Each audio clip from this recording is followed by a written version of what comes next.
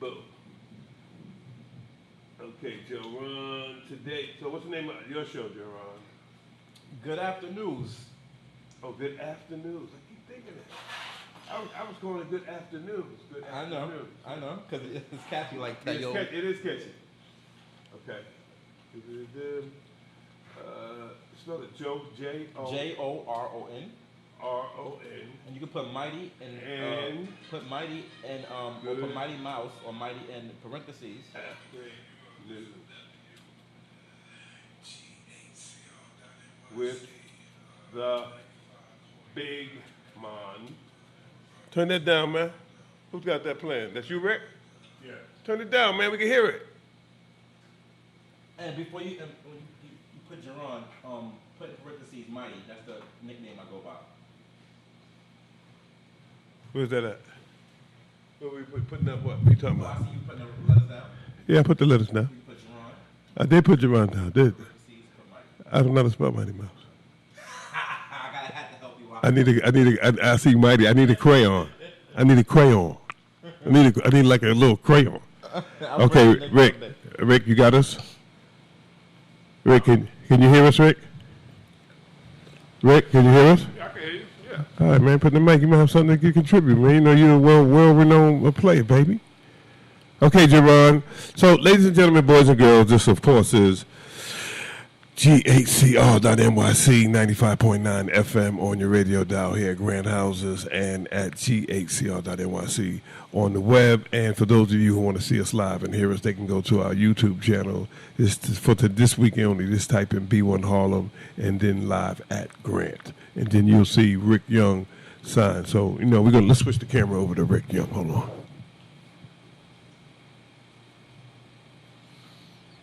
Because he's not going to be happy unless the camera's on him. So let's turn that thing. There you go. Now we got the camera on Rick Young, and all's right in the world. We're just waiting for there it is. Oh, what happened? How'd it get you again? Oh, sweat. Oh, there it is. There you go.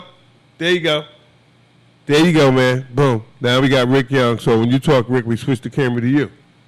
Okay. And then when JORON talk, we switch it back over to him. Bang. I'm just saying, this is how we playing right there. See, it's on this screen. So it's going to take a minute to get over there because, we working. That's on the time delay. That's a little time machine right there. Oh, you moving over so you can see yourself, man? So go to that chair over there. Get off that mic. Get on the new mic. Get on another chair. Since we're doing that. All right, JORON, come on, man. Let's get started because, we got Rick, Motivational Young in the house. And this is the JORON show with Beyond the News, you said, JORON? Good afternoons. Good after news. Not good afternoon, good afternoons. That's a snippy title. All right, come on, hit us with some, let's get it started. Let's get the shit started. So, this is the best kept secret in Harlem. Uh-oh. And I have a theme music, but we still working on this stuff. We're still working on the kinks out. I mean, let's get with your first subject. Come on, man. All right, me and Rick been here all day. We ready for combat. All right. Right, Rick? I got you. We ready for some combat, man. We heard you was gonna come in there with some mental linguistics, man. Who told you that? I don't know. I made that shit up. Ain't nobody told us shit. All right, my theme music. Come on, man. I mean, it started. It's the show. We gotta have good theme music. Rick can tell you that, man. You just can't come in there and play an ambient theme music. You gotta give us some music so that we can play in the system so it sounds right, man. I thought we was gonna use the internet. No. We need it so that it goes here in the system so people can hear it so it sounds right. Like it comes through your headphones. You just playing the thing off your little transistor radio thing. We gonna hook it up. All right, cool. Yeah. So what I want to get into is let's get with the subject, man. Who in the heck is Gregory Russ? Now, it says new Nycha head Gregory Russ will be the city's highest paid official. He's coming from Cambridge, Minnesota. Yeah, okay. You know this thing. Yeah, I do know, but I mean, so. Oh, I mean, so. I'm gonna go with a big. I want to go with a big so. Okay. So what is he going to do to help Nycha? We don't know. He ain't here to help nobody. Go on to the next subject. So what is he here for? Come on, keep it moving, man. Hey, Rick, we should have keep it moving or hit the brakes, man, like they do on TV. He's just another guy who's coming in here to do whatever, who God knows what. We don't know what he's going to do. How's he going to do anything? He's from Minnesota. He's coming here to show up here to do whatever. Let's see what he's going to do, man. All right, cool. Next subject. Okay, next subject. Yeah, So I guess we're not going to really depend on nobody. nah. So we're going to depend on ourselves. This is what we're doing now. This is what we always do. So we had a conversation about 2 weeks ago, Doug, when you and I was talking about what is the black community, our people, going to do with our money. So Hey, Rick, So now we're trying to figure out what we're going to do with our money. And all these other people we care less about, Gregory, Russ, and Donald Trump, all these white people who think they got power over us when we actually have the power. Now, this broadcast that I'm having right now, it's not scripted. I didn't write a whole week spending on what I'm going to do right now. We straight off the top, straight freestyle. So I want to know, is it a good thing that we collectively do something with our money? Or is it not a good thing? When you say do something with money, are you one of those guys that say to use the, talk about the black economic buying power and how we could do A, B, C, or D? Exactly. Okay, so the reason why I have a problem with that, not in general. I mean, not particularly, but the reason why in practicality I have a problem with that because when you have poor people, it's hard to get poor people to hold their money out to join some sort of economic bargaining power when people are so poor they can't afford to hold their money. You know what I mean? That's the problem. That's the only criticism I have. I think it'll work. The problem that I have is that you're asking people who don't have any money, who only have a very little bit of money or a small amount of money, to hold it and not do this, that. And, it's very hard to do when you only have a little bit because, you don't have enough to do all the things you're supposed to do or the things that you can do. And when you have a little bit of money, you usually have an agenda about the fact that you don't have enough money to do all the things you're supposed to do. Okay. So that's my only criticism about how hard that would be to implement that. Well, on the contrary, I think I might butcher this right here. It's NIELSEN.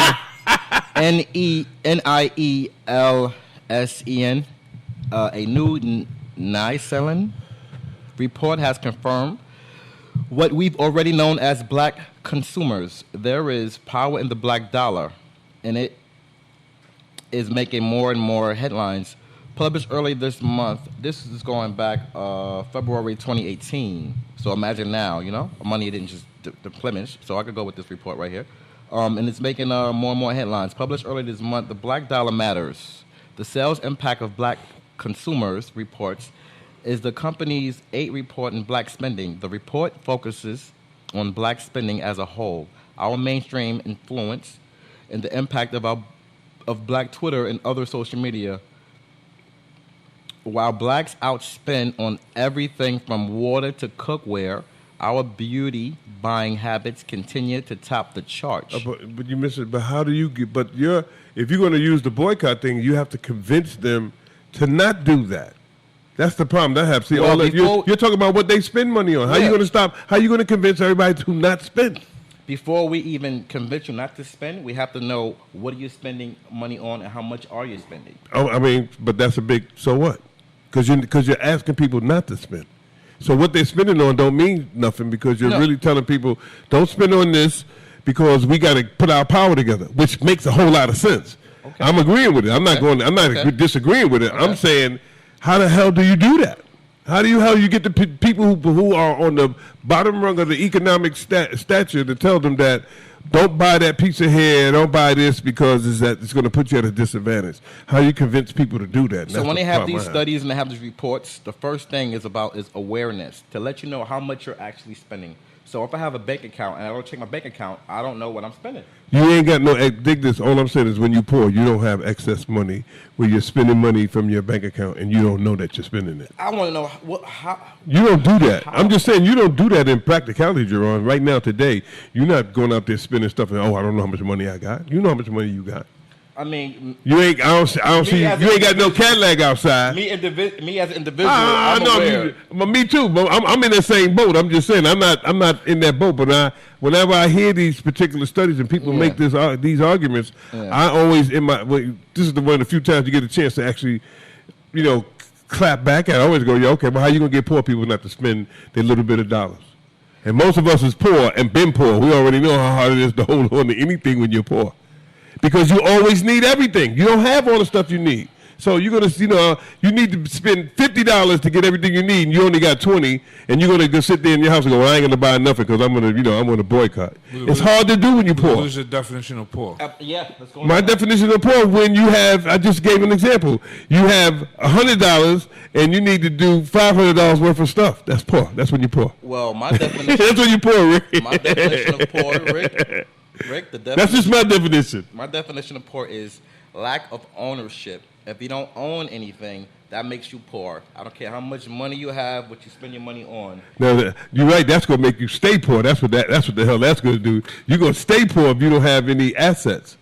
Exactly. And the reason why people have a better situation than black people, is because people have assets. They have a home. They have some sort of asset that you have. We don't have that. And that's why I'm making the conversation that, okay, now you're talking to people who have no assets, and you're asking them to understand what the economic power is. They understand that they have no economic power. That's what most poor people understand, that I don't be got no economic power. But they have something in their hand, though. Oh, always. Okay, let me finish this up so people can understand what's going on here. We spend nearly 9 times more than our non-black counterparts on ethnic hair and beauty products. So you think people are going to stop doing that? Answer the question. You think people are going to stop doing that? Yes. I don't. I don't see women stop buying hair products. That's craziness. They're not going to do it. Okay, we had this natural movement. Okay, fine. Even when listen, I'm from the natural hair era, even though I have no more hair. I'm from the natural hair era, and I think Rick is too. We both own them. I got hair. It's all over the place. No, I'm saying I think you're from the natural hair era too. I'm talking about. I remember back in the early '70s, everybody was wearing. They was all natural, but you still had to buy stuff for your hair. You still had to get, your Afro Sheen, all that other stuff that you needed to, to make your stuff go. So you still spent on your hair. All I'm saying is that you're asking. I keep going back to it. You're trying to get. We have $473 million on hair care. That's the aggregate. How we poor? That's the. What do you mean? How we poor? We got not much money to spend on hair care. We ain't poor. We are poor, man. We poor-minded, and we poor in what we choose. I would agree with that too. I would agree with that. Yeah, too. But we definitely have money, because I'm just going to hair care. I want to go to luxury vehicles. I want to go to Michael Jordans and sneakers. Okay, but here's what I would go with. To keep us poor. Here's what I would go with. I would not look. Jay-Z cheap grape wine. Diddy cheap grape wine. I would not look liquor, rather. I would not look at the foolish purchase items of poor people and try to rationalize what they should be doing with their money. I think it's very hard to tell somebody who has nothing what they should be doing with it, even if it's for their own good. I know. That's people ain't gonna. People just don't respond to that. It's just this is how it is, because they're poor. You have to figure. You got, like the guy was on TV. He said that white people have their assets is 140. Each white person has an asset of $147,000. The assets of black people, $17,000. So this is what you're talking. You're talking to somebody who has who in this country, a family of black people, which is us. Our aggregate income, family wealth, is $17,000, and the aggregate wealth of white people is $172,000. So you're asking the $17,000, telling the $17,000 people, here's what you spend your little fucking $17,000 on. And I think you have a much easier explain to somebody who has a wealth of $172,000 how if he saved $30,000 or $40,000 every year, how it could benefit him. That makes sense.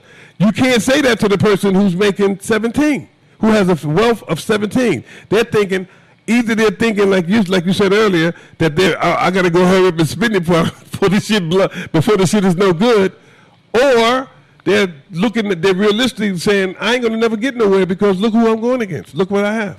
So how do you answer that? That's the question to me. How do you get them to see by doing that they're going to increase their wealth? And I think that should be I think that's the harder question. How do you okay, we're spending this because you're making the argument about why we could, without telling people this is what we could do. You know what I'm saying? You just going and say, look what we're throwing everything away. People are going to get defensive, I believe, when you do that. They're just going to get defensive. Oh, you talking about, or do it like I'm saying, I ain't got no money. I don't even got all the money to do what I need. But if you could show them if you could show them that why they need to be doing it as opposed to saying, look at what we're doing wrong. You know, here's what happens if we save $10 a week or $20 or some shit like that. You know, here's how you could get somewhere. Or here we pulled together and go buy something. Here's what can happen. It can increase in value, blah, blah, blah. You got to show people tangible ways for them to take a risk, as opposed to saying, you know what, you're throwing your money away. And the poor person going, I know that I'm poor, ain't I? Of course I'm throwing it because I ain't even got shit to throw away. So I'm just saying this would explain why people were buying sneakers and hair and all that shit, because I got to have something to enjoy. I remember my mother telling me when I was a kid, she used to go, Doug, she didn't call me, she said, Douglas, the only thing that a poor person can enjoy is a good meal. That was her belief. She thought that, you know, that was one of the few things in life that a poor person could really afford to do, was every now and then have herself a good meal. That's what I said. I said, dang. Is that all it is? A good meal? That's it? Man. That's the party? If we only knew how much we were worth. Well, I think people do know. I just told you. The median wealth of a black family is $17,000, JORON. And so if you got a $17,000, this is a family of four. If you got $17,000, you ain't making no whole lot of big time decisions. You know, a pair of sneakers is a major decision. You know, that's all I'm saying. You know, 17. That's like $17,000. That's like $150 a week or some shit. It's like no more. That's $150 a week, man. You ain't living off of that. That's all you worth. I really strongly feel our people are just settling and don't want. Well, you may more. be right about that. I think we're just settling for the little small wage jobs and small opportunities, and we're not trying to establish or build or generate. Well, they need to listen to Rick Show more. They need to wealth. They need to watch Rick Show more, because you know they're not. I don't think they even motivated, or a lot of them don't even think they could do it. They ain't motivated. And where are the winners? Where are the stories that you see people winning so that you can be, you know, emulating them and say, hey, this is great. Outside of sports figures, where are they? Different people are motivated in different areas. I agree. So I agree, but I don't think they're gonna be motivated by saying, you know what, you could be, instead of buying, you know, spending your money over here, you should be spending your money on this. People don't like to be told what to do with their money. yeah, because even like on my business card, I put the savings plan in there for them to save $1,000 in a year, and a lot of people have trouble with that. That is trouble. And that's probably like $10 a week or some stuff like that. $20 a week. No, it starts with $1. No, I'm saying if you want to say $1,000 a year, you know, that's like $10 a week, man. But the way it's set That's up, $20 a week, excuse me, because 20 times 50. You're building up. I understand that's what you're doing incremental, but I'm just saying if you just told a person, look, see if you can save $20 a week, man, you have $1,000 at the end of the year. Can't do it. $20, 20 times 52. That's, you know, $1,040. Can't do it. People can't do it. They're not even trained to do it. None of us are trained to do it. None of us. We're not trained to do it. We're not trained to treat ourselves like we're a corporation or like we're money making in. We treat ourselves like we're employees. You take out my taxes and then give me the money back. When you could just file a 1099 and just pay just your fee. You let the government take all the money out and then hope that they give you money back. We all do it. And you have to, if you was a business person, you wouldn't do that. Business people don't do that. That's why they don't pay no taxes. Well, they don't pay no taxes, man. What inspired me was Robert Kiyosaki from Rich Dad Poor Dad. And you love him. He broke it down. You love him, man. You love him. That's how I learned. You always bring him up. He's your favorite. People who he's your favorite. People who educate you. Yeah, I got you. You ain't gotta say why, but he's your favorite because you bring him up a lot. I can say that. I can say one of my favorites. One of my favorites because he specializes in playing Monopoly. Oh, you say that's why he's your favorite. Yeah. I don't think he's Rick's favorite. I think other Rick's got a whole bunch of people's favorite. Kiyosaki's pretty good, but I don't think he would be somebody that would be in Rick's top 3. No. Robert Kiyosaki is one of the people that... Will he be in your top 3? Yeah, he's okay. Well, I'm impressed. I'm impressed. Now, I stand corrected. So you say he would be in your top 3? Yeah. Okay. Now, what makes him important to me is because he had me understand the 4 quadrants of how you make your money in America. Mm-hmm. Now, the two best quadrants, or the ones that have less taxes being taken out, is being a business owner. Correct. And being an investor. Yep. So if our people were more inclined to be investors or business owners, that's a quick answer. But it's not to quick. Saving money. But it's not quick to do. Your money is being taken away. But it's not quick to do. That's the problem. It's not quick to do because both of those scenarios says that you have to have capital. If you start a business, you need to have capital, and if you're an investor, you need to have investment capital. Well, so you got to get it from somewhere. Let me hear what. One of the things I like about Robert Kiyosaki is that he teaches you have to increase your financial IQ. And I think that that's very, very important. I would agree with that. Yeah. Most people walking around with they don't know very shit. Right, they don't know shit. Very low IQ. Most of us don't know shit anyway. Most of us, because it takes you quite a while in life to actually figure out, what the hell it is what you even want. What happened to our sound? Yeah, it went out. What sound? Sound. The whole board is out. Well, you kick the plug on the floor, bro. Come on, man. Come on, man. Is it back on now? Yeah, we good. So he kicked the plug, man. What kind of crap is that? Well, now I know this. Next question, man. Hey, Rick, next question. You have the plug. You turned it off. Turn it back on. That's what happened to it. He turned it off. Yeah, one of the things that Robert did. And that was only your headphones on, because I can still hear you. Okay. Yeah, one of the things that he did that was brilliant is he invented this game called Cash Flow. Mm-hmm. Cash Flow 101, and you play the game. It's like almost living life. You get a job, you get a salary, you go around the board, you get your check every time you pick up your check. And the whole thing is to get out of the rat race. Yeah, you got to get out of that. That's why I like Monopoly better. What's that? Monopoly. I mean Monopoly. I call it Monopoly. Monopoly. I call it Monopoly. I like Monopoly better because that's a game where that's really like capitalism. You play the game until everybody's broken. Exactly. 4 houses in a hotel. Which is actually, when you really think about it, why that's one of the problems with our culture is that not our culture, our economy is that it's a winner economy. If you're not a winner, if you're a loser, you're fucked. And not only that, there's no seasons, there's no rounds, as Rick would call it. There's no rounds to the fight. It's endless rounds. How many rounds? Infinite. You keep fighting. No, and if you use the basketball analogy, there's no season. The people who win, they keep winning, and the people lose, they keep losing. So when you are telling our people that, okay, you need to have a business or you need to be a venture capitalist, they all understand that they're on the bottom of the totem pole, and the economics of the country is that they don't share the capital with anybody. And I always make the case that the people who should be sharing the capital is the city, because the city has a lot of money, and they don't do that. I think the city should be trying all kinds of stuff. I mean, that's the people's money.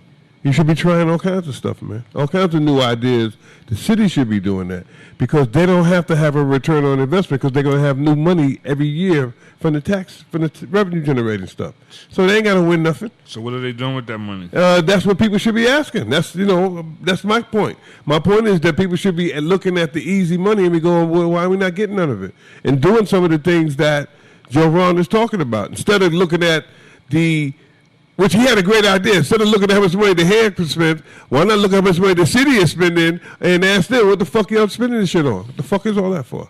Because we don't know what they spending it on, and they spending $92 billion every 12 months. So here's $92 billion. So here's my question. The question is, how is anyone or how are you going to win a game and you don't even know the rules? Not going to be able to do it. Sound like. That's good. Not going to be able to. You're right. You're not going to be able to do it. Rick, you ain't going to be able to win. Dig this. If that's the case, you might not even know you in the game. Exactly. And maybe that's what's happening to us. No, that is the case. We don't even know. But actually, to be honest with you, I didn't really know about that until I heard it from you. I learned it from you. I didn't know.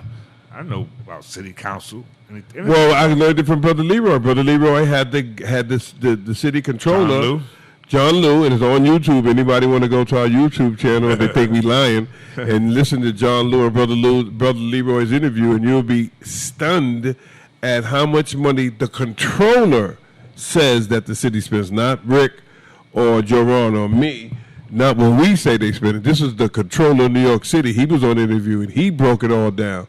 $92 billion, $17 billion on goods and services, $27 billion on the Board of Ed.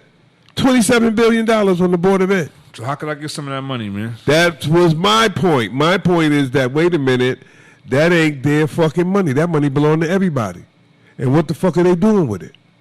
And how come we can't get none of it? Because some white guy says we can't get none of it, and why are we electing people who can't figure out how to help us get some of that fucking cash? Why are we electing them? Why are they getting our vote? You know what I mean? As opposed to, rightfully so, JORON, talking about the little bit of money that we have and the stupid shit we doing with it. So don't give. That's what I was saying. I ain't even get to all that. But when you look at the bigger picture thing, you asking people who don't even know what game they in, but buying hair, and don't even know that there's a big game going on out here. We out here buying hair, bro.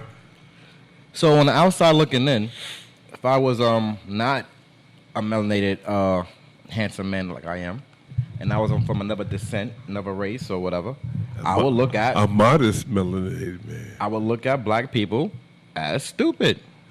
Well, we are stupid. Not just black people. There's a lot of this in this culture. There are a lot of people are stupid. All you gotta do is look at 45 and go, "Yep, we're pretty dumb." So if we have a reputation, look at Rick's face. Rick's going wild. We have a reputation of already looking like we don't know what to do with money. None of us. I would make the case nobody. White people too. There's white people who just as poor as us. Those are most of the people on welfare and food stamps are white people. Yeah, that's true. Yeah, they dumb too. So Yeah, just so you can throw them in there. They ain't gonna be mad at you. We can throw them in there, but yeah, they can be mad at you. Judging you based on face value, we're gonna look like, oh, we've been out picking cotton. You guys are black. You guys is poor. You don't know what to do with the money. Nobody knows. This is why I make the case why they have these white guys, the domestic terrorism guys.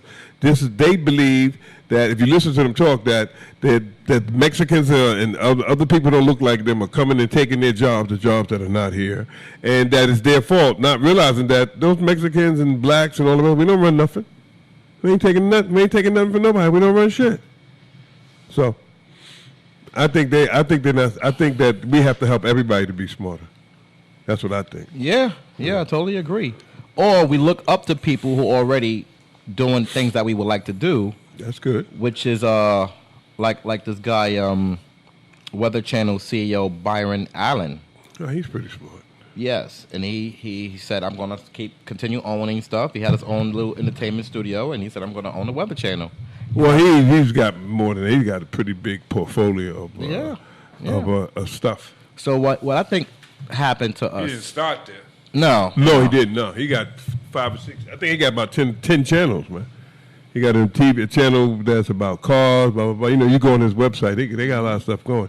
He just brought he's in this other deal with Sinclair Communications. I think they brought all of these regional sports networks. He's in with them.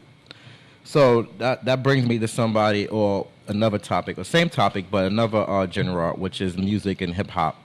So since the decline of hip-hop from the early 2000s up until now, we don't have that conscientious platform we used to have when we can educate our own people through music like we once did.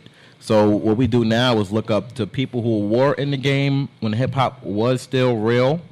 And I'm going right into Sean Carter. He is trying to... Are you mad at him? I'm just here. See, I'm like... I know they're talking about his NFL shit. Of course. So you're not happy about bringing that? all this stuff up. You're not happy about that? I'm more or less of a reporter type mind frame or investigative journalism mind frame where I'm really... I don't pick sides. I just hear arguments, hear what our people is talking about. So what is he doing wrong for those people who don't know? Well, it appears that he's making Kaepernick's whole movement look like we're going to just brush it off our shoulders, and we're going. What's he doing wrong, man? He's talking to the guy who got rid of Kaepernick. I don't even know the right guy's name. That's the commissioner of the NFL. So what he did was he went and cut some kind of deal with the commissioner of the NFL to do his company, Rock Nation, to do some work for the NFL, and he's got some blowback from other people who thinking Everybody. that. Well, a lot of people, because he stepped in there trying to get a money-making deal, and then he didn't try to look out for nobody else like Kaepernick or any of the other players. Exactly. So if our people are looking up to Jay-Z and the P. Diddy's and the business moves they're making, that's why our money is not up right now. Well, yeah, that ain't a business move. What he did was he was looking out for him. Yeah. So our people is following people like Sean Carter and Sean Puffy Combs and thinking they could just do what they see. So you saying maybe you shouldn't follow them on everything that they do? No. That's what you're saying? But they role Are models. you saying that? I'm definitely saying that. Okay, so say that. Definitely saying Say that. that. You ain't got to say somebody. Make somebody ask you why. Say that. Yeah. Okay. You know, say you said you're an investigative reporter. Then let's hear what your results are of your investigation.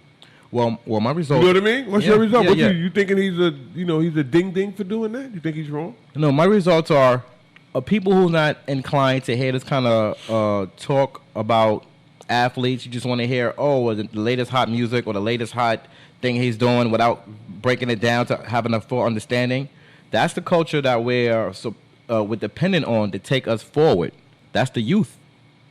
That's people younger than me, people in their 20s. So if they're not really getting in behind the understanding of Sean Carter, meaning he don't even have a high school education. Well, that's why I was saying to you earlier about, maybe we should be trying to point out, and this is indifferent what Rick was saying, maybe we should be pointing out to people what the path is instead of hitting people with some of the dumb crap that we're doing, because there's plenty of dumb, plenty of dumb stuff we're doing. Let me just say, Go ahead, Rick. My uncle lives up in Colonial. It's called Rango now. Rango It's House. called Rango, right? Rango right, Houses, yeah. Right next to the Polo Ground. Yeah, I know it is. So my uncle, we got into the running, so we did this thing called the Save the Children run. I mean, maybe JORON might even came up there and participated. Wow. maybe. Because a lot of people from my neighborhood came up there to run this race, and they had like a way you run around the complex. Okay. We had like a 1 mile run for children. Wow. One of the kids that was in the program was about this big, right? 4 feet. His name was Jamal Mashburn. 4 feet. Okay. 4 feet. He's pointing to Jamal Mashburn when Jamal Mashburn was 4 Went feet on tall. to play NBA, first college basketball for Kentucky. Went on to Cardinal Hayes. Cardinal Cardinal Hayes. Went on to play for the Dallas Mavericks, maybe a couple other teams. Right. When he retired from basketball, he made some very wise business moves and is very successful in business. Bought some franchises that has done very well. What kind of franchises? I'm not sure. yeah, man. Having to do with food franchises. Another guy, Junior Bridgman. Now, Lennox Terrace, by the way, his parents live in Lennox Terrace. Who, Jamal Mashburn? Yes. Okay. I grew up in Lennox Terrace as well. Yeah. Junior Bridgman. Oh, well, another one that he did great in business. So it can be done. It can be done. Well, those are the exceptions, though, right? They are. But so you have to be an exception to be successful in business. I would make the case. You have to have something. You can't just be, I'll just do this for a couple of hours and okay. Well, like Robert, you have to have you have to improve your financial IQ. Yeah. And you got to get it up to some sort of level, because the people to get into the marketplace and to be able to move around the marketplace, you got people who have all the things you don't have, resources, and they got education, and some of them have lots of long cash. Right. I think it's also the drive. If your drive, well, you need that too. Yeah, if your drive is not there to be in business and put in long hours and minimum sleep that's required to learn how business is ran and start it up, or you're not willing to put your time without asking for money first, as far as maybe internships or me just shadow, sir, so I can learn how the business works. I'll do whatever you need for free, your garbage, your bathroom, just so I can understand. If you're not into it like that, well, I don't know how to me, if you want to do a business, one thing you have to figure out is what is it that I'm doing? Right? What is the plan? What is it that I'm doing? What need does it solve? And how can I demonstrate that to anyone who will give me any money that it can solve a need? And then you got to show people that it's scalable, and you got to show them that you can execute it. So you got to have a plan that answers those particular questions. Then you have to prove to people that you can execute it, and that's a long way from what we've been talking about here today. It's a long way. Well, from that. one of the greatest entrepreneur groups is children, if they know how to do it. Okay. I mean, they start out with a paper route, or they start out with a limb, or they might start out with scout cookies. So it's possible to learn and hold on to the lessons that they learn as young. They could be very successful as well. Also, well, I had a newspaper route when I was like 14, and up in Riverdale in the Bronx, I used to go up there and deliver the New York Post door to door, and I would get my customers to pay me on Saturdays. And how did you do? I did okay, but it was a grind and it was a hustle because I had to get up there, I had to carry the papers up there, I had to get them up there, and then you have to figure out how to collect all your money.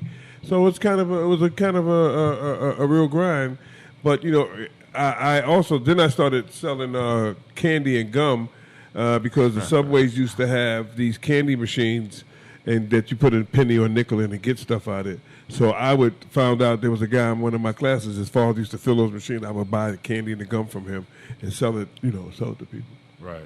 See, that was enterprising. Well, I grew up in a family where, we was like Poor. We was poor. In fact, I don't even know we could afford an R. We was poor. And we used to have to go get the the welfare food, they call it. And people used to go, I want to get the cheese. We would get the welfare food, and my mother would say, go get everything. Get everything that was on the list. And you had to stand out. We used to go over to the St. Nicholas Projects to pick up the food, and you had to stand on the line to get the food. And I believe to this day, this is why they came up with food stamps. This was before food stamps. Yeah. They didn't have food stamps. Before they had food stamps, usually every month you would go over to like a project, one of these housing projects, stand on line, and then you would go in like a basement like this, and you would go down the line, and they would give you the food, and they check it off your card. You had a little card. Check. You had a shopping cart? You had to have a shopping cart, and then you would go in there with the shop because they didn't have garbage bags then, the black garbage. They didn't have those back then. They hadn't invented those. And so you would go in there to get the shopping cart, and then you would get like the cheese, the milk, powdered milk, the butter, the oatmeal, the cans of Spam. Sometimes they had beef. And you had the Spam, rice. What else? Yeah, that kind of shit. And then flour. And then bring all that. We live on the 5th floor to get the shopping cart, bring it all the way back to the crib, and then hump the shopping cart all the way upstairs to the 5th floor. Every day. This is why when people every month. And this is why, when they had to go to the laundry. This is why when I started playing basketball, I found that I had superpowers from carrying the shopping cart up the stairs. I'm kidding. Well, I know some people did not want to be caught on that line. I was on that line. Hey, look, you didn't have no choice because your parents would say, go over there and get in line with that food, and we needed it. We ate that shit. We needed it, man. So it wasn't no hiding. None of that. No hiding on the line. We going over there getting that shit, man. You mean to tell me you shopping John's Bargains? Yes. You shopping John's? No. We didn't go because John Bargains was a high class store for us, man. We didn't go there. John Bargain. John's Bargains was like that was a 99-cent store when there was no 99-cent store. It was John's Bargain store. Don't get caught going. It was on 128th Street. John's Bargain. John Bargain store. Yeah, it was on 125th Street, right off of Lenox Avenue.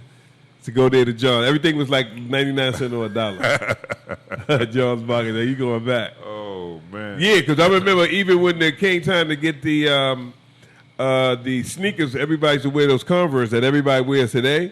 Those were the big time, all the NBA guys wore those, and they was like $9 for a pair. And you would go to your mother and say, I want to get a pair of those Converse. And she would go, yo, I'll kill you before I spend $9 for a pair. That was like spending $900 today. You know what I mean? Go up to your little 12-year-old kid, daughter or something, come to you, JORON, say, I need to pay $100 sneakers. You go, I got to think about that. Well, that's what the $9 sneakers was back when I was a kid. What was the option? Wearing cat heads? No, you used to wear U.S. Kids or Skips. The $3.90 go to the $3.90 PF Flyers. They cost $3.99. And you know, like you would wear them out like in 2 weeks, and my mother never believed that. She thought it was going out and cutting them. Man, when I got my first pair of cons, man, Oh my God! I used to walk. I used to look down at them. Oh my goodness! I was the happiest kid. Oh my goodness! If your sneakers slip and slide, get the ones with the star on the side. I think I got the white pair first, the white ones. Oh my God! With the star on the side. You had the star on the side. If your sneakers slip and slide, get the ones with the star on the side. Yeah. You ain't know Chuck about Taylor. that. Chuck Taylor. That was the rap. That was the rap back then. Yeah. Don't cook tonight, get Chicken Delight. Remember when they came out? You remember them? No. Chicken Delight was the precursor to Kentucky Fried Chicken. You know, that Chicken Delight there was like a big time chicken store. It was on 125th Street, Fifth Avenue. It sounds to me, brother, like you should be writing a book. You got a lot of history from things that happened in the past that people just don't remember. I don't know. I don't know about that. That sounds like a book to me. I didn't know that. I didn't know that. Yeah. I didn't know that. I just remember that was a lot of stuff that we had around here in Harlem. You know? You might have a couple of books in you. You got some basketball information. Yeah. Observation. Yeah. Yeah, that's true. I couldn't. Some of those stories you can't repeat, but that's okay. You got some criminal. A lot of those stories I can't repeat. I went to one of my boys' funeral, and one of his kids was there, and she showed me a picture of me and this guy, and you know, this is back in like 1970 or something. And I looked at her and I said, "This looked like a police surveillance photo because it looked like somebody took the picture in a drone." And we talking about this like the pictures from like 1970. And I kept going, "How did it look like a police surveillance picture?" Me and this particular guy, and his daughter, he died. And he had the funeral, and his daughter said, "You going to speak at the funeral?" And I said, "I'm trying to think of something that I can actually say about him in the funeral.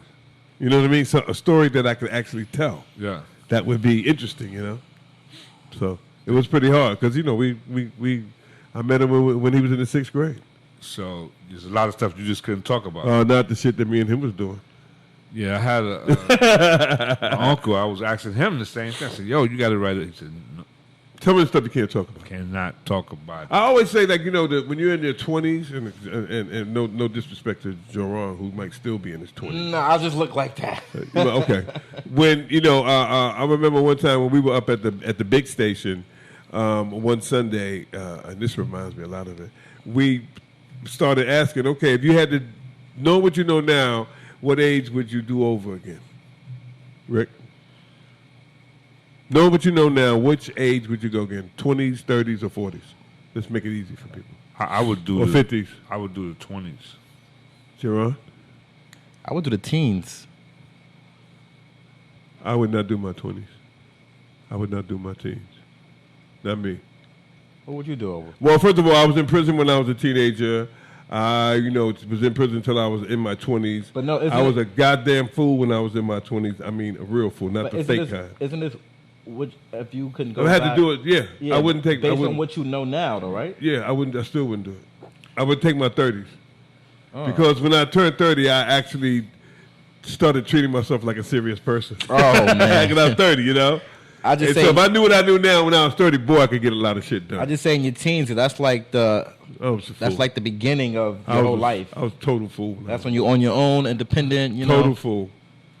I would not want to be a teen or a 20 because I don't even. A lot of things that I did when I was in my 20s and my teens, I wouldn't mention if somebody pulled a gun on me. If somebody came with a gun and said, "Yo, tell me," I wouldn't want to talk about some of the shit that I did. It's so I just wanted to be not bad, but utterly stupid. You know what I mean? You know what I mean? I don't mean nothing like, criminal going killing people, nothing like that. But I was so fucking stupid, man, that it's hard to even bear how dumb I was, man. It's hard for me to even think about how dumb I was. Well, scientifically, we're not fully developed until after 25. That's the frontal lobe. Rick picked 20s, and I was wondering, if you picking that because of your athletic prowess when you were in your 20s? Absolutely. Okay. So now, if you would have asked me about my athletic prowess, which age would I want to go back to? I would be with JORON. Mm-hmm. Oh yeah, like I was saying. If you talking about athletics, I would want to go back to when I was a teenager because then I would have skipped a couple of steps that I took and went straight to college. I probably could have. I thought one of my goals was to make All City, And I ain't gonna say I could have been All City, but I was, I wanted to play with a lot of the All City guys as later on. But one of my goals growing up was to be on, be on All City, get into college. I never thought about getting in the NBA because the NBA wasn't paying like they do now. So, you know what I mean? I think the average salary back then when I got out of college was like $30,000 a year. Wow. Well, $30,000. No. $30,000 not nothing today, but back then $30,000 was a lot of money. Yeah. You could buy a brand new car. You could buy. Let's say I had a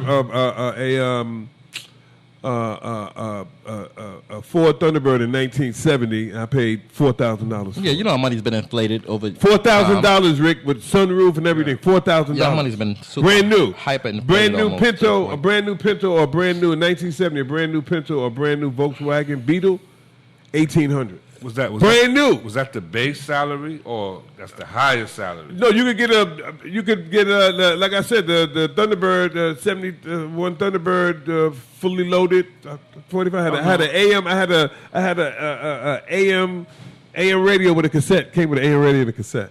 I'm talking about. I know Will Chamberlain wasn't making no $30,000. Will Chamberlain was making $100,000. Will Chamberlain was the first guy who got rich off the NBA. Ah.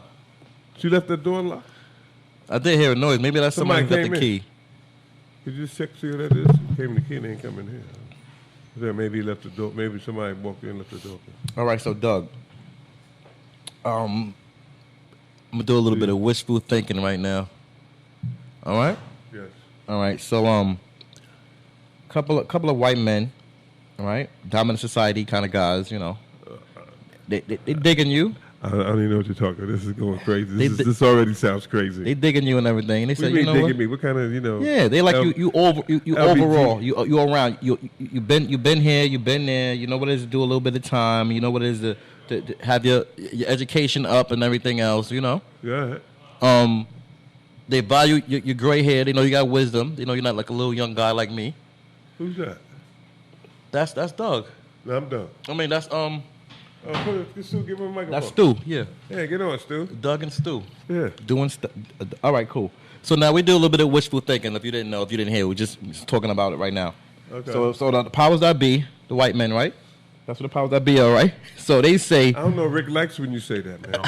He doesn't like when you say that, man. No, I'm going. You notice I don't say that much. I still do my little snidely whip snake. I don't use those buzzwords that he don't like. I'm only playing with the atmosphere, but I know Rick is. No, you want to keep it positive, man. He's right. Yeah, I mean, I'm just messing. You can still get in that Kool-Aid, but without doing all of that. Go ahead. Well, as I was addressing, maybe you should get in your own Kool-Aid. As I was addressing you, Doug, I'm giving you your jargon. Hey, Rick, can I tell you something? Do you know that in the big house, if you take grape Kool-Aid, you could dye your shirt with that? When I was in the big house, we would take, because you couldn't have no colors in there. The only color you had was gray. So we'd take and buy grape Kool-Aid and then take your T-shirts and dip them in the grape Kool-Aid, and then your shirts would be purple. And you could wash them and it wouldn't come out. Okay, all right. So I'm just saying, don't drink no fucking grape Kool-Aid if you good for you. Purple dye number 12. It's purple dye. Yeah. Oh, sorry, Stu. Turn your microphone. Okay. Go ahead, Stu. So I'm purple dye number 12. Yes, sir. I'm gonna hit Stu and Rick with the same question or the same imaginary thoughts. Okay, cool. So the powers that be, Imaginary thoughts. who gave you the money, they said here's 17.1 trillion. This number's coming from the reparations and the bill HR 40. You starting that again. It's never going to end until we get it. Until we get it, it's never going to stop. Starting that again. At least you ain't doing that other shit like last time. Going, we don't need the money. Now you like, okay. Nah, I ain't never say we need the money. Well, I thought you were saying. Nah, that. okay. I'm interrupting you. We're scared to do it. We don't know what to do with the money. I'm talking about that right now today. We know how to spend it. On weaves. We know how to spend it, bro. On hair weaves. No. We know how to spend it. That's crazy. All right. Cool. 17.1 trillion reparations. Rick, so you see where he coming from, Rick? He's coming from, when he was mentioning all those numbers about we spend, he was saying that he was really coming from that we're foolish and frivolous with our money. Mm-hmm. So now. And I'm making the case that when you're poor, you're not foolish or frivolous. You're just poor. Without the R, right? Well, you're unskilled. That's what I would say. That too, Stu. Unskilled, All of that. Unskilled and unexperienced. All of that. With money. With money, yes. Yeah. Well, that would say everybody, right? That would be everybody. Not everybody. Some people have family histories where their families were in business. They got entrepreneurial history. I look at my wife's family. Her dad was in business. He was a street guy originally, and that's where he got his money. But then he also went into other legitimate business. But she grew up handling money and learning about money. I didn't. What happened to you, Stu? Where you was at, Stu? Well, you know, I was playing video games. What you was doing? Did they have video games? Hey, Gerard, get him, Gerard. Should have been playing Monopoly. The point is that, you know, I had drunk the grape Kool-Aid about career and about jobs and about the educational path. 40% of taxes to Uncle Sam. Well, I bought into that. Yeah. Oh, yeah. Well, Hey, I hadn't even gone that far yet, Gerard. Hey, Stu, you didn't dye your shirt, did you? But the point, back to Doug's point about everybody not having those skills. No, some people do. Okay. You had Black Wall Street back in the 20s. Oh man. You know, you go back, you know, to pre-slavery times when we ran empires and civilizations back on the homeland that were tremendous. So, there's a history there. You done started them up now. There's a history there. Hey, Gerard, you fucked up now. You done started them up, but he started that Egyptian shit. There's a tremendous history there, but we've been reprogrammed. That history's been taken away from us, and we've had to struggle to regain that. And a small percentage, I wouldn't say none, that's what Doug said, but certainly a great proportion of us don't have that financial background, financial literacy. I can't wait to get to money management. I'm still on Doug. Okay, Doug. So we gave you $17.1 trillion, and we know you might help out the blacks, do your thing. What would you do for the blacks with that $17.1 trillion? That's the reparations money. They gave it all to one person who's going to distribute it to the rest of us. They gave it to Jesse Jackson or whoever they thought they could give it to. I don't know. They're not doing that. I'm just saying they gave it to one person to say, "Hey, you can deal with it." They're not going to. You know how we are. That ain't going to happen. I mean, if they even start mentioning that, there's going to be big trouble. They ain't nobody going for that. Man. Now anybody going for that, give it all to one guy, and he going to give it to everybody. That's not going to happen. And if I was that guy, I would be saying, I'm not going to be able to do that. If I was that guy, I'm just trying to say you can't do nothing with that money. I can do plenty with it, but I want to live. I want to live. Okay. And I want to get to the next day. Okay. And there's no way that you're going to give me the money and then tell everybody I got it. Okay. I won't be able to make it to the next day. Okay. We going back 8 years, but they gave Barack Obama the money. First black president. Everybody digging him, thinking he know what to do with the money. The way he talk and everything is all good. They gave him $17.1 trillion and said, "Hey, Barack, this is reparations for your people." That bitch, he wasn't going to give him money because he said He came out right off the top saying he ain't doing reparations, man. We was watching that ass, man. He said he wasn't doing it. So I mean, if you're getting to the point of what happens if somebody says there's $17.1 billion in reparation, what would happen? Trillion. I would say what's going to happen is somebody like Stu type of guy is going to do the fucking math. That's the first thing that's going to happen. So now we're doing the math and see how much everybody gets. We're going to do Stu last. You can do him. You might as well do him first because he's the one that's going to say what I just told you. Now I want to ask Rick this. Okay. So Rick, imagine everything again, right? They gave the most positive man on radio, Rick Young, right? Rick Young, right. $17.1. And does he have to give it? Does he have to distribute it to the man so he can do whatever he wants with it? What's the criteria? What's the criteria? He can do whatever he wants. He could do whatever he wants, he's dead. But he has to. Well, hold on. But it has to be for our people. It can't just be he's just gonna get fresh on his own like a Jay-Z move or something like that. Oh, okay. It has to be he's doing something for our people. Where he gonna live at? He might. The moon. The moon, probably. How would this work, Rick? They gave you $17.1 trillion, and they said this is dedicated to you and your people. That's easy for me. I would just pretty much do what I'm doing. I would put in educational pieces, classes, workshops that people that want to learn. You're a dead man. That's what I would do. I think he's a dead man. All my speakers and teachers, I bring them all in, teach, learn, self-improvement. Where you gonna live at? You living on the moon? On the moon. Man, people gonna be camped outside of the crib going, who the fuck do you think you are with all this other shit? Give me mines, man. I did all the slavery shit. Give me my fucking money, man. Give me my cut. I'll see your ass later, man. The fuck you talking about? You gonna hold my money and give it to Joe Flickley Flack or whoever. So now that's what I think you're gonna get. I could be wrong. Okay, I'm taking the other side of the coin. I know. Yeah. All right, I like that. I like that, Rick. You might be right, but People gonna be crazy. That's what I'm saying. You I might be mean, right. Yeah. But because you've decided what's going to be done with the money, I think unless you saying I'm going to do the math and just split the shit up, I think you're asking for trouble. That's what I think.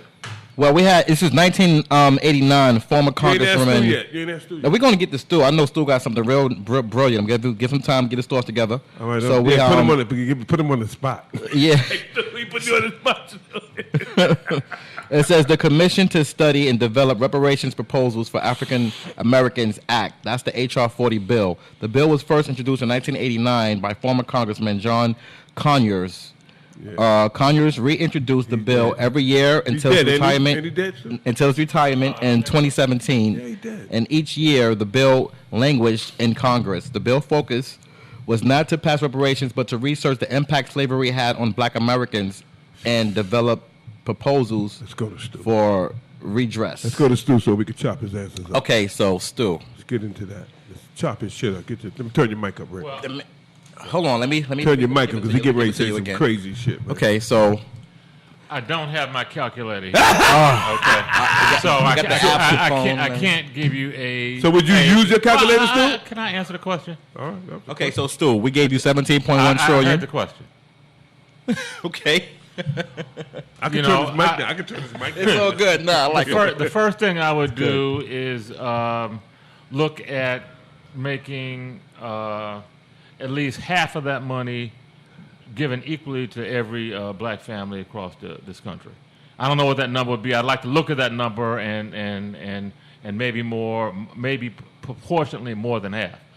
But in addition to dropping significant amount of money on all those families, I require that each of those families go through a financial literacy regimen, training piece, where they get some skills as to how to manage that money, how to sustain that money, how to invest that money so that they have it for more than one generation. And then I would also look at investing in land and institutions, but particularly communications institutions that were run and controlled by black folk. Media, I'm talking about media communication something institutions. Like what we're doing now, yeah. Yeah, but on a huge scale. Yeah, of course.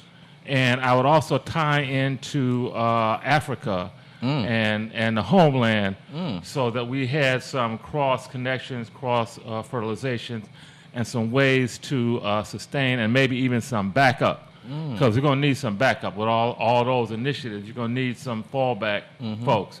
So I would tie in folks in the homeland, and maybe some money would go there too in terms of building up some of these institutions, communications, media institutions that we collaborate with transatlantic. So that would be my first take. I'd also want to study a little bit. I would not want to take 3 minutes and come up with a plan for that kind of bread. Yeah. I would spend a little more time than what we have here on this radio show to think through that. Yeah. But that's my big picture thinking and first reaction. All right, I would criticize that, by the way. Well, one of the things, a lot of people, if you put a certain amount of money in their hand, they will literally hurt themselves. Exactly. That's a fact. Exactly. First of all, nobody made you the reparation policeman, okay? So fuck that. You ain't that. I am that right now. I know you are that right now, but I would say that would get no traction. Number two, to go with Stu was saying, I don't see how that would work because when there is a honorarium, when it's time for an honorarium, him deciding that he's going to take some of it and do what he wants to do with it, I don't see how that flies. But that's the premise. No, I mean, that's the premise. Stu, I ain't knocking it. You can say the premise it doesn't make any sense, but that's the premise. You say you decide, so you can't criticize the premise. I just did. Okay, that might not make no sense. Now, I think that you might not agree with it. I can't respond to the premise if you're saying the premise is null and void. All I'm saying is that I'm talking imaginary thinking. No, yeah. Right. But I'm saying this. First of all, whether or not it's the premise or not, a portion of the money is going somewhere that somebody else is deciding. I'm saying you ain't getting past that. This is just me. You ain't getting past that part of it. Even though it's I ain't even knocking it. I think it's a great idea. I don't think you get past that. Because when there's psychologically, when there's opportunity money, people are crazy. And people are going to start thinking that they deserve the money. And you may be right. There are maybe some people who are going to get hurt. But that's not the point. The point ain't for that. The point is if there's reparations, then there's reparations. I would do it just as simple. I'd take out my calculator and I'd do what Stu said from the beginning, but I wouldn't hold back nothing. I would take my calculator out, figure out how to give everybody with it, and give everybody the fucking money and watch what happens. Because some people...